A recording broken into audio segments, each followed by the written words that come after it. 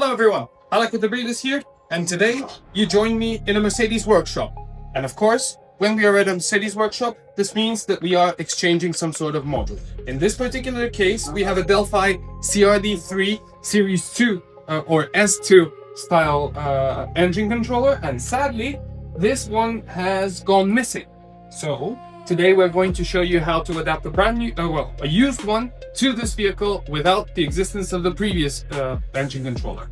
So what we're going to be doing is we're going to take a spare ECU, which is this one right here, and we're going to install it in this vehicle, and without having the previously saved data from the old one, we're going to read the information from the electronic ignition switch and personalize this engine controller with the data from the car, thus making this Mercedes mobile once again. Right, so the first step we're going to take is we're going to be placing the engine controller here. Just be careful that you should find some bolts. So whenever you find the bolts, then we will be able to install that, and we'll get back to you in a flash. Right, we find ourselves inside the car because we found the bolts, and we mounted the engine controller inside the engine compartment. So what we're going to be doing now is we're going to go into engine control unit, and we're going to scan it. And once we scan it, we see that the version is CRD3 S2. We can see the diagnostic variant, both programming and data. We can also see that the VIN number ends in 524. Remember that one. We will see that the ECU is personalized and activated because it's a second-hand one, which means that it was installed in some other car, but it is not allowing normal operation. Why? Because it's not adapted to this car. So right now I'm going to start the operation by reading the electronic ignition switch. Oh, first off, let me try and start the car for you.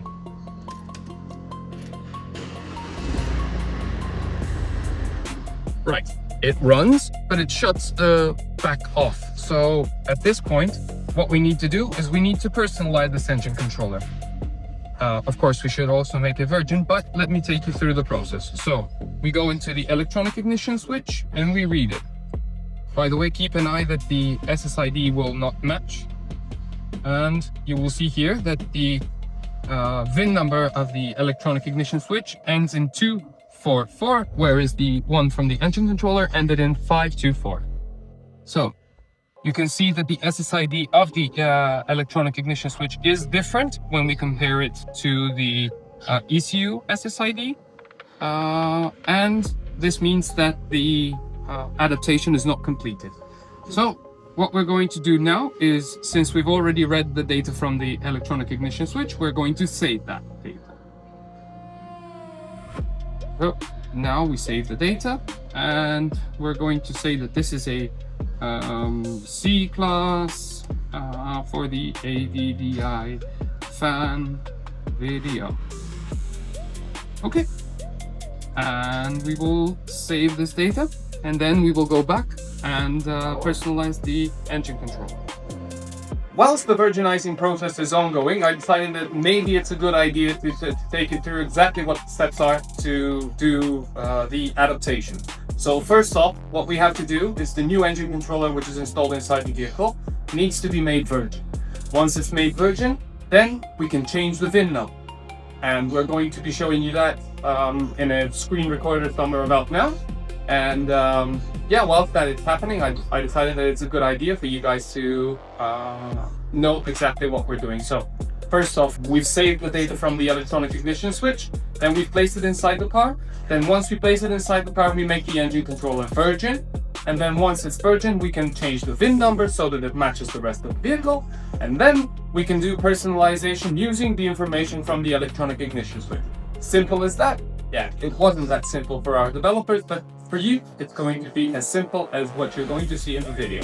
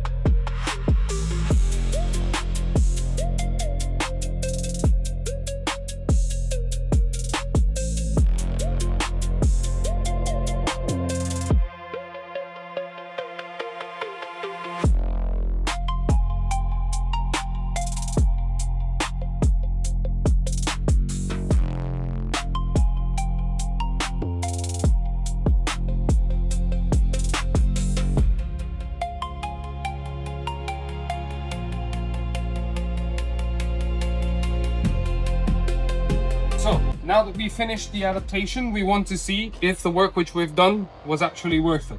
So in that situation, we go into the DAF manager, the FBS4 manager, and then we select engine control unit, and then we do info. So once we read the information, we can see that this is the CRD3 S2, and we see the two most important things here, which is ECU is personalized and activated, and ECU is allowing normal operation. This means that we should now be able to start the car. Let's give it a try.